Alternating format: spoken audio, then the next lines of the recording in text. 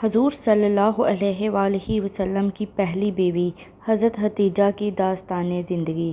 حضور صلی اللہ علیہ وآلہ وسلم اپنی پہلی بیوی حضرت حتیجہ سے بہت محبت کرتے تھے، جو حضرت عائشہ کو ناگوار گزرتا تھا۔ ایک دن آپ صلی اللہ علیہ وآلہ وسلم حضرت حتیجہ کا ذکر فرما رہے تھے کہ عائشہ کو بہت غصہ آیا اور بولی کہ آپ اس بوڑھی عورت۔ بسم اللہ الرحمن الرحیم۔ آپ کا نام حتیجہ تھا۔ سلسلہ نسب کچھ اس طرح ہے: حتیجہ بنت حلید بن اسد بن عبدالعزی بن قیسہ بن کلاب۔ آپ رضی اللہ عنہا کا نسب چوتھی پشت میں آپ صلی اللہ علیہ وآلہ وسلم کے ساتھ مل جاتا ہے۔ آپ کا تعلق قبیلہ قریش کی شاخ بنو اسد سے تھا۔ بنو اسد اپنی شرافت، ایمانداری اور کاروباری معاملات کی وجہ سے لوگوں کی نگاہ میں قابل عزت و احترام تھا۔ آپ رضی اللہ عنہا بچپن ہی سے نہایت نیک تھی اور مزاجاً شریف الطبع خاتون تھی۔ مکارم اخلاق کا پیکر جمیل تھی۔ رحم دلی، غریب پروری اور سخاوت آپ کی امتیازی خصوصیات تھیں۔ یہاں تک کہ زمانہ جاہلیت میں آپ طاہرہ یعنی پاک دامن کے لقب سے مشہور تھیں۔ مالدار گھرانے میں پرورش پانے کی وجہ سے دولت و ثروت بھی خوب تھا۔ علاوہ حسن و صورت اور حسن سیرت میں بھی اپنی ہم عصر خواتین میں ممتاز تھیں۔ پہلی شادی ابو خالہ ہند بن نباش تمیمی سے ہوئی۔ ابو خالہ کے انتقال کے بعد دوسری شادی عتیق بن عاص مخزومی سے ہوئی۔ کچھ عرصہ بعد وہ بھی چل بسے تو دنیاوی معاملات سے دل برشتہ ہو کر زیادہ وقت حرم کعبہ میں گزارتی، جس کے باعث آپ کے مزاج مبارک میں تقدس و شرافت مزید بڑھ گیا۔ قریش کے نامور صاحب ثروت سرداروں نے آپ رضی اللہ عنہا کو پیغام نکاح بھجوایا، لیکن سیدہ حتیجہ رضی اللہ عنہا نے سب کو یکسر انکار کر دیا۔ آپ کے والد محترم حلید بن اسد اعلیٰ درجے کے تاجر تھے۔ جب بڑھاپے کی دہلیز تک پہنچے تو انہوں نے اپنا سارا کاروبار اپنی بیٹی حضرت حتیجہ کے سپرد کر دیا۔ 30 سال کی عمر میں آپ رضی اللہ عنہا تجارت سے وابستہ ہوئی، جس کی وجہ سے آپ رضی اللہ عنہا حجاز مقدس میں سب سے زیادہ مالدار خواتین شمار ہوتی تھیں۔ آپ کی تجارت کا سامان عرب سے باہر ملک شام اور یمن میں سال میں 2 مرتبہ جاتا۔ بعض محدثین میں لکھا ہے کہ اکیلے حضرت حتیجہ کا سامان تجارت مکہ کے سارے تجارتی قافلوں کے سامان کے برابر ہوتا تھا۔ خاتون ہونے کی وجہ سے تجارتی معاملات میں سفر کرنا دشوار بلکہ ناممکن تھا، اس لیے کسی کو بطور نبابت سامان تجارت دے کر روانہ کرتی۔ آپ کے تجارتی نمائندوں کی 2 صورتیں تھیں: یا وہ ملازم ہوتے یا ان کی اجرت یا تنخواہ مقرر ہوتی جو انہیں دی جاتی۔ نفع و نقصان میں انہیں کوئی سروکار نہ ہوتا، یا نفع میں انہیں کوئی حصہ نصف، تہائی یا چوتھائی وغیرہ مقرر کر دیا جاتا۔ اگر نفع ہوتا تو وہ اپنا حصہ لے لیتے، جبکہ نقصان کی صورت میں ساری ذمہ داری حضرت حتیجہ الکبریٰ رضی اللہ عنہا پر ہوتی۔ تقریباً 10 سال تک معاملات یوں ہی چلتے رہے، یہاں تک کہ آپ رضی اللہ عنہا کے کانوں میں نبی کریم صلی اللہ علیہ وآلہ وسلم کی امانت و صداقت کا چرچا پہنچا۔ آپ رضی اللہ عنہا نے جناب نبی کریم صلی اللہ علیہ وآلہ وسلم سے سامان تجارت لے کر ملک شام جانے کی درخواست کی، جسے آپ صلی اللہ علیہ وآلہ وسلم نے قبول فرما لیا۔ اسی دوران آپ رضی اللہ عنہا نے اپنے غلام میسر کو خصوصی ہدایت کی کہ وہ آپ صلی اللہ علیہ وآلہ وسلم کے کسی معاملے میں دخل اندازی نہ کرے۔ اسی تجارتی سفر میں اللہ تعالیٰ نے بے حد برکت دی اور نفع پہلے سے بھی دگنا ہوا، چونکہ میسر دوران سفر قریب سے آپ صلی اللہ علیہ وآلہ وسلم کے حسن اخلاق، مسموعانہ سیرت کا تجربہ اور معاملہ فہمی کا مشاہدہ کر چکا تھا، اس لیے اس نے برملا اس کا اظہار کرتے ہوئے ام المومنین سیدہ حتیجہ رضی اللہ عنہا کو بتلایا کہ آپ صلی اللہ علیہ وآلہ وسلم نہایت معاملہ فہم، تجربہ کار، خوش اخلاق، دیانتدار، ایماندار، شریف النفس اور مدبر شخص ہیں۔ آپ صلی اللہ علیہ وآلہ وسلم نے واپس پہنچ کر تجارتی معاملات کا عمدہ حساب پیش کیا، جس سے ام المومنین سیدہ حتیجہ بہت متاثر ہوئی۔ ام المومنین سیدہ حتیجہ کی طرف سے رسول اللہ صلی اللہ علیہ وآلہ وسلم کی خدمت میں یلا بن امیہ کی بہن نفیسہ بنت امیہ پیغام نکاح لے کر گئی۔ نفیسہ کا بیان سن کر آپ نے فرمایا کہ میں نادر اور حالیات ہوں، کس طرح نکاح کر سکتا ہوں؟ میں نے کہا اگر کوئی ایسی عورت آپ سے نکاح کرنے کی خواہش مند ہو جو ظاہری حسن و جمال اور طبی شرافت کے علاوہ دولت مند بھی ہو اور آپ کی ضروریات کی کفالت کرنے پر بھی خوش دلی سے آمادہ ہو، آپ اس سے نکاح کر لینا پسند کریں گے؟ آپ نے دریافت کیا ایسی کون سی خدا کی بندی ہو سکتی ہے؟ میں نے کہا ختیجہ۔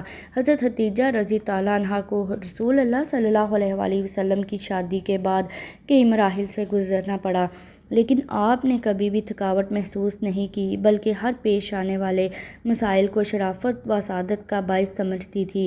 ختیجہ ایک جزیرۃ العرب کی مالدار عورت تھی، لیکن ان کو دولت کی محبت نہیں تھی، بلکہ معنویت کو کسب کرنے کا ہدف تھا۔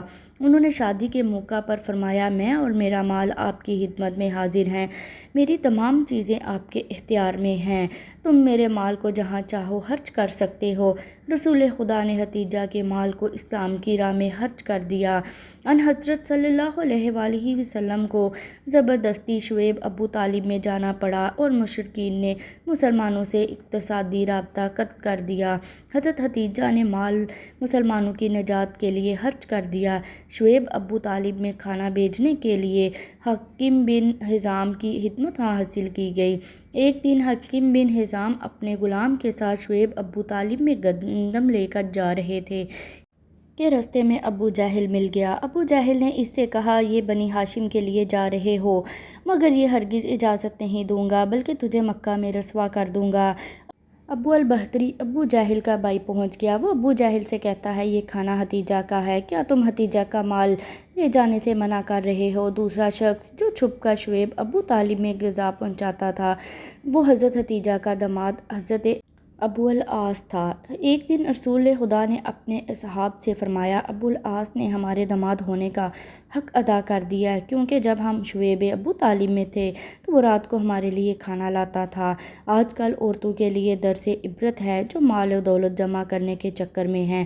ختیجہ نے عمل سے ثابت کر دیا کہ خاندان کی سعادت و کرامت و صداقت سے محروم لوگوں کی خدمت کرنے میں ہے۔ انبیاء کے اہداف میں سے ایک ہدف غریبوں اور محتاجوں کی مدد تھا۔ جب رسول خدا نے دعوت اسلام دی تو یہی مظلوم اور فقیر افراد نے آپ کی دعوت کو بہت جلد قبول کیا۔ پس ختیجہ اپنی زندگی میں یہ جملہ فرماتی تھی، اے لوگو گواہ رہو، میں اور میرا مال محمد صلی اللہ علیہ وآلہ وسلم کا ہے۔ جس نے اپنا پورا مال محمد کی خدمت میں حاضر کر دیا اور ان حضرت نے بھی یہ مال فقیرہ اور اسلام کی راہ میں خرچ کر دیا، لہٰذا ان حضرت بعثت کے پہلے سالوں میں یہ فرمایا کرتے تھے، ختیجہ کے مال سے بڑھ کر مجھے کسی مال میں نفع نہیں ہوا۔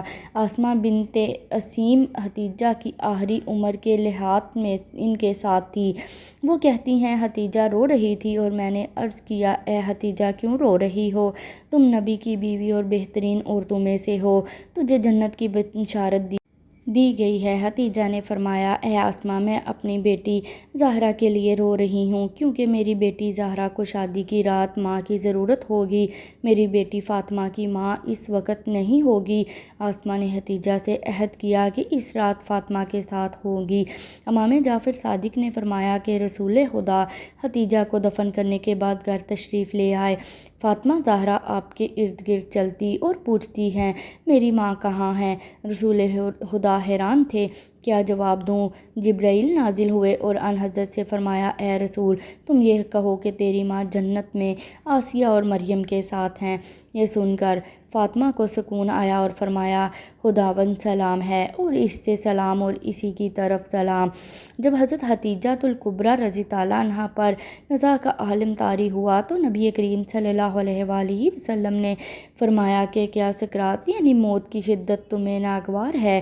واللہ تمہارے لیے یہ شدت مفید ہے۔ ہاں، جب تم جنت میں اپنی سوتنوں کے پاس پہنچو تو انہیں میرا سلام کہنا۔ حضرت مریم بنت عمران، حضرت آسیہ بنت مزاحم اور حضرت ام کلثوم ہمشیرہ حضرت موسیٰ علیہ السلام کو میرا سلام پہنچانا۔ وہ بولی، بہت اچھا، آپ کو سلام پہنچایا جائے گا۔ اسے امام قرطبی نے سورۃ التحریم کی تفسیر میں ذکر کیا۔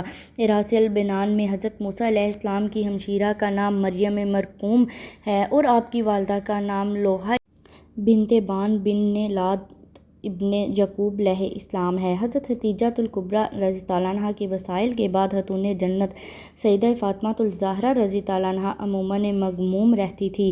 ایک دن نبی کریم صلی اللہ علیہ وآلہ وسلم کی خدمت میں آپ رضی اللہ عنہا نے عرض کیا، ابا جان، مجھے کھانے پینے میں اس وقت تک کوئی فائدہ نہیں ہوگا جب تک آپ صلی اللہ علیہ وآلہ وسلم حضرت جبرائیل علیہ السلام کے ذریعے مجھے میری والدہ ماجدہ حضرت حتیجہ الکبریٰ کی برزخی کیفیت کو واضح نہیں فرماتے۔ چنانچہ نبی کریم صلی اللہ علیہ وآلہ وسلم نے حضرت جبرائیل علیہ السلام سے احوال معلوم کیا تو حضرت جبرائیل نے کہا، حضرت حتیجہ الکبریٰ حضرت سیدہ سائرہ اور حضرت سیدہ مریم کے درمیان بڑی عظمت و برتری کے ساتھ جلوہ افروز ہیں۔